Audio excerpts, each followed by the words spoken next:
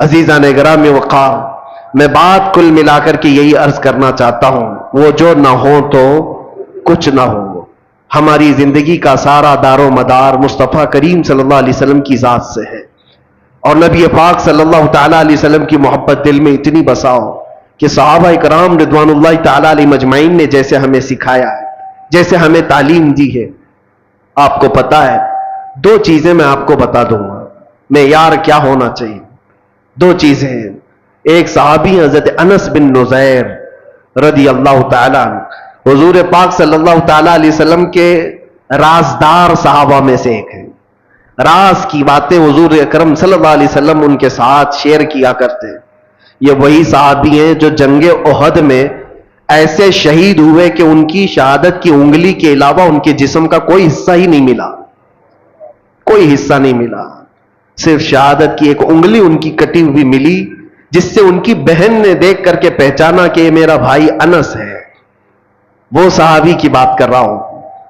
جوانی کا عالم ہے، اور جوانی لوگ تو سمجھتے ہیں انگارے کا نام ہے، اندر خواہشات کا ایک طوفان ہوتا ہے، الگ الگ سب کی جوانیاں ہوتی ہیں، لیکن وہ صحابی رسول جس سے بے پناہ محبت کرتے تھے، عشق کرتے تھے، ان سے شادی بھی کر لیا، نکاح کر لیا، بیوی سے بے حد محبت کرتے تھے، جائز محبت ہے، شادی بھی کر لیا، اور بیوی سے بہت لگاؤ تھا، جس کو کہتے ہیں عشق کے درجے کی محبت ہے، تو بیوی ہے اور بہت زیادہ محبت کرتے، اور وہ بھی محبت کرتی۔ ایک دن اللہ کے نبی صلی اللہ علیہ وسلم حضرت انس بن نزیر کے گھر تشریف لائے۔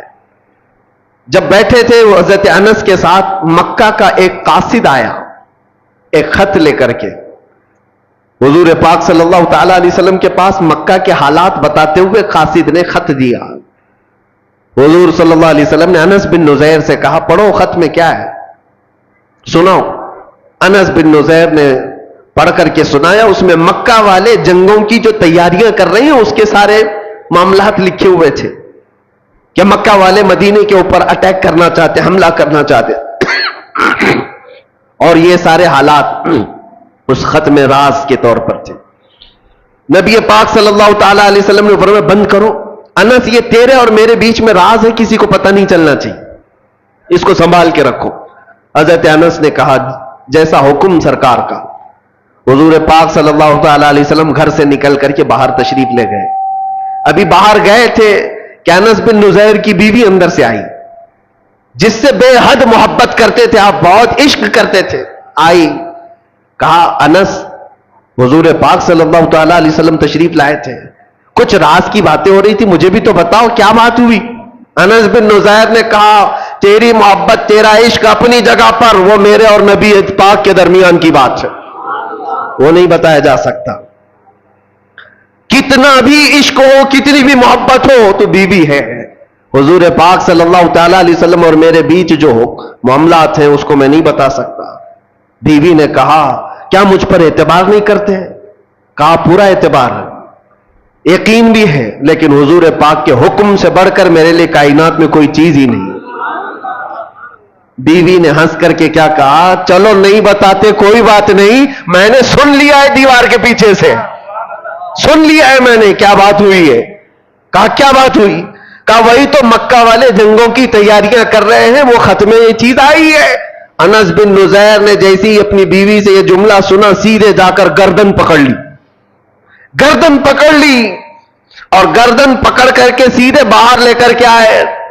کہا، اس وقت تک تیری گردن سے ہاتھ نہیں ہٹاؤں گا جب تک نبی پاک کا حکم نہیں آتا۔ حضور پاک صلی اللہ تعالی علیہ وسلم کے پاس لے کر کے آئے۔ اللہ کے نبی صلی اللہ علیہ وسلم نے دیکھا، انس کیا ہوا، کس بات کے لیے لے کر کے آئے؟ کہا، آقا، میں مجرم نہ ٹھہرایا جاؤں، آپ نے فرمایا تھا راز کی بات ہے، میں حفاظت کر رہا تھا، میں نے کسی کو نہیں کہا، لیکن دیوار پیچھے سے میری بیوی نے سن لیا، اور جب مجھے خبر ہو گئی کہ اس نے سنا ہے، میں اس کی گردن پکڑ لیا ہوں، اگر سرکار کا حکم ہو تو میں یہاں ختم کر دوں یہ سارا معاملہ، تاکہ میں کل جرم میں نہ پکڑا جاؤں کہ نبی پاک کے راز کو افشا کرنے والا انس ہے، اپنی بیوی کی محبت کے چکر میں اپنے نبی پاک کی محبت کو داؤ پہ لگا دیا، یہ بات نہ ہے، اس لیے گردن پکڑ کر کے لایا ہوں۔ حضور نے فرمایا، ہاتھ ہٹاؤ، जितना तुम मुझसे मोहब्बत करते हो वो भी मुझसे मोहब्बत करती है, जैसे तुम राजदार हो वैसे वो भी राजदार है। वो सहाबिया है। हाथ हटा दिया और अपनी बीवी से मुस्कुरा करके कहा, जब बात आ जाए रसूलुल्लाह की तो फिर गर्दन किसी की नहीं होती, फिर किसी की अहमियत नहीं होती। ये मेयार याद रखो हमेशा। दुनिया का इश्क, दुनिया की मोहब्बत एक जगह पर, जहां हुजूर की बात आ जाए तो फिर किसी गर्दन की अहमियत नहीं है, किसी की कोई अहमियत नहीं है।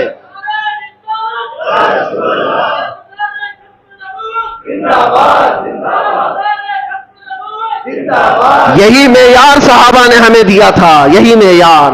और आज जो चीजें हमें रोक लेती हैं मेरे अजीजों, ये हमारा कंफर्ट जीने का शौक, हमारा आराम से रहने का शौक हमें बहुत सारी कुर्बानियों से पीछे ले जाता है। क्यों नहीं बात करते आज कोई? हुजूर पाक सल्लल्लाहु ताला अलैहि वसल्लम पर अगर कुत्ते भौंकते हो, कोई खामोश बैठता है या कोई खामोशी से सुनता है तो सिर्फ उसके पास एक मजबूरी है, बोलूंगा तो मेरे बीवी बच्चों का क्या होगा, मेरे घर बार का क्या होगा, मेरे जायदाद का क्या होगा। मैं पूछता हूं, क्या वो सहाबा के बीवी बच्चे नहीं थे, उनकी जायदादें नहीं थी, उनके घर बार नहीं थे?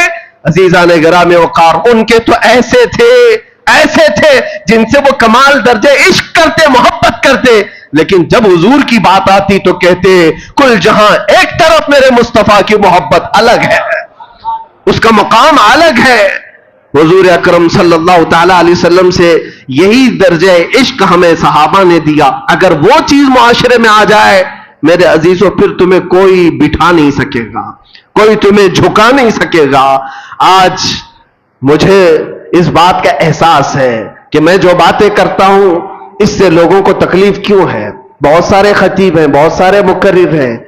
मुझे एक साहब ने कहा था कि आप सिर्फ मुकर्रिर नहीं हैं, आप सिर्फ खतीब नहीं हैं, हमें ये देखना पड़ता है कि लोगों के अंदर इन्फ्लुएंस कितना रखता है, लोगों के अंदर अपना असर कितना रखता है। और हमने बताया असर क्या ये जुबान की वजह से होता है? जुबान तो हजारों के पास है, नहीं, असर ये सिर्फ और सिर्फ मोहब्बत मुस्तफा की वजह से होता है। और जहां बंदा ये एहसास कर ले जाता है मेरी जिम्मेदारी है, मैं नबी का हूं और मेरी जिम्मेदारी है, मेरे अजीजों, फिर किसी खतीब और मुकर्रिर की भी उसे जरूरत नहीं पेश आती। वो सहाबा इकराम रिदवानुल्लाह ताला अलैहिम अजमईन को कुर्बानियां देने के लिए किसी ने उकसाया था, किसी ने उभारा था। कैसे वो सहाबिया की बात जब मैं याद करता हूं तो रोंगटे खड़े हो जाते हैं।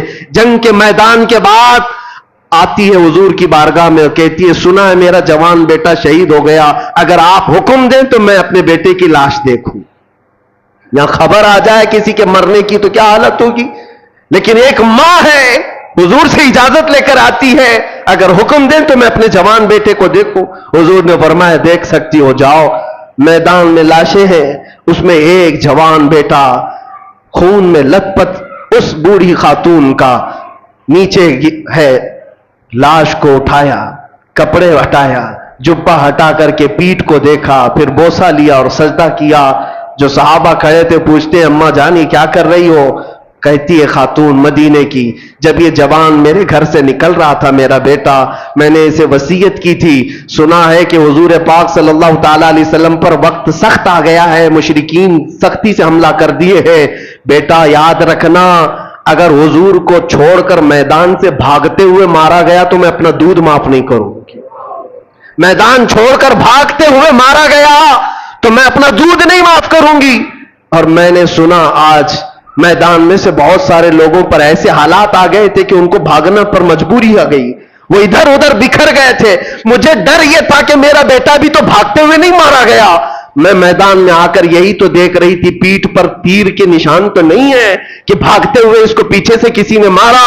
फिर मैं सजदे शुक्र अल्लाह की बारगाह में इसलिए अदा कर रही हूं, मेरे बेटे की पीठ पर एक भी निशान नहीं है, जितने सब सीने पर खा करके मरा।